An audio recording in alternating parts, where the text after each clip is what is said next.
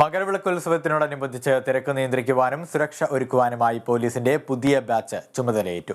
Sannidhanam, Pamba, Nilakkal എന്നിവിടങ്ങളിലായി 3000-ലധികം പോലീസുകാരെയാണ് നിയോഗിച്ചിട്ടുള്ളത്.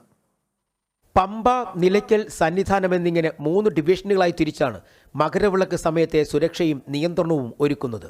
Pamba, Nilakkal ഡിവിഷനുകൾക്ക് traffic നിയന്ത്രണത്തിന്റെ ചുമതല കൂടിയുണ്ട്. മകരവിളക്ക് കണക്കിലെടുത്ത് പമ്പയിൽ വാഹനങ്ങൾക്ക് കർശന നിയന്ത്രണമുണ്ടാകും.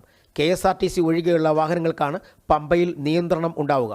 3 ഡിവിഷനുകളിലുമായി 2958 പോലീസ് ഉദ്യോഗസ്ഥരെ നിയമിച്ചിട്ടുള്ളത്. സന്നിധാനത്താണ് ഏറ്റവും കൂടുതൽ പോലീസ് ഉദ്യോഗസ്ഥർ, 1875 പേർ.